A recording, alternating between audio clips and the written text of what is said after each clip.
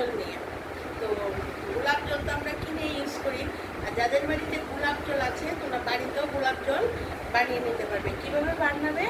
গরম জল করবে, গরম জলের মধ্যে গোলাপটাকে একটু ভালো করে ধুয়ে নিয়ে পাপড়িটা ওই জলটার মধ্যে দিয়ে রেখে দেবে। তারপর ঠান্ডা হয়ে গেলে এটা গোলাপ জল হয়ে যাবে। তারপর যে কোনো শিশিতে ভরে নিতে পারবে। আর তোমরা এই গোলাপ জলটা ইউজ করতে,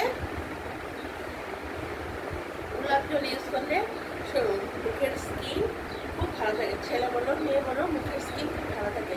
প্রত্যেক দিন সকালে ঘুম থেকে উঠে যদি কাঁচা দুধের সঙ্গে গোলাপ জল মিশিয়ে তুমি দিয়ে মুখটাকে ক্লিন করো, তাহলে চামড়াটা খুব পরিষ্কার হবে। মানে কিছুদিন করার পরেই দেখবে নিজের চামড়াটাকে নিজেই ধুতে পারছো না। গোলাপ জলের এত উপকারিতা। আবার তুমি গোলাপ জলের সঙ্গে তুমি যদি অ্যালোভেরা মিক্স করে, হ্যাঁ, গোলাপ জলটাকে একটা শিশির মধ্যে ভালো করে গোলাপ জলটার সঙ্গে অ্যালোভেরা মিক্স করে রেখে দাও, তারপর এটা টোনার হিসাবে ব্যবহার করতে পারবে। এটাও খুব উপকার। আবার গোলাপ জলের সঙ্গে তুমি বেসন মিক্স করে সঙ্গে একটু হলুদ দিয়ে সেই গোলাপ জলটা তুমি দিতে পারো। শরীরে মানে চামড়ার, মুখের চামড়ার জন্য খুব ভালো, রেগুলার ইউজ করতে পারো।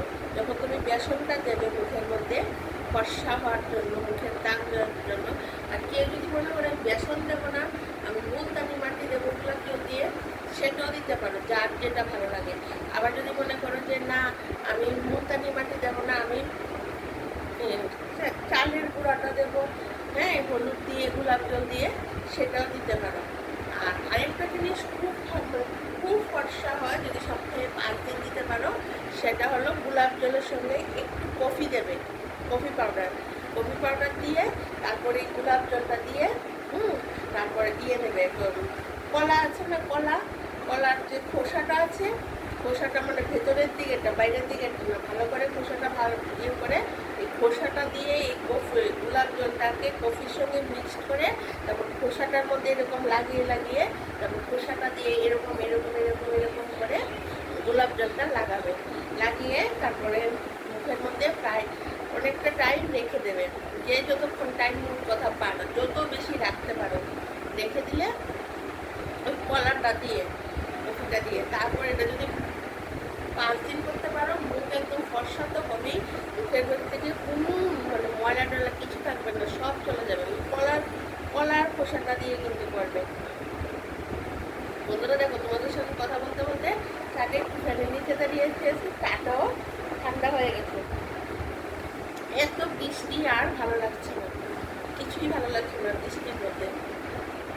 তোমরা চা খেয়ে নিয়েছো? চা না খেলে চা খেয়ে নাও। আমি তেজপাতা দিয়ে চা করেছি। আর আমার আজকে ফ্যামিলিটা কীরকম লেগেছে তোমরা অবশ্যই জানাবে। আর আমাকে একটা প্লিজ সাবস্ক্রাইব করে দাও মনে থাকতে। আর আর আমার ভিডিওগুলি কিন্তু পুরোটা ভিডিও দেখবে। তোমরা তো জানো পুরোটা ভিডিও না দেখলে ভিউজ পাবো না। আর আমি যে শুধু এই ভিডিওটাতে আসছি তা না, আমি প্রিপারেশনের ভিডিও দিচ্ছি, তারপর দুপুরবেলা কিন্তু এখন খাবার ভিডিওর মধ্যে আবার খাবার লাঞ্চটা তো ছাড়ছি, সেটা দেখতেই পাচ্ছ। তো এই ভিডিওগুলি আসলে পুরোটা দেবো। তোমরা তো জানো আমি একটা বের চলে এসেছি। তোমরা যদি আমার পাশে না থাকো আমি কিন্তু এগিয়ে যেতে পারবো না। আর আমি জানি তোমরা অবশ্যই আমার পাশে থাকবে। আর আমি যদি কিছুটা ভুল হয়ে থাকে বা কিছু না পেরে থাকি, তোমরা কমেন্ট করে অবশ্যই আমাকে জানাবে। তাহলে বন্ধুরা এখন রাখি, টাটা, বাই বাই, সবাই ভালো।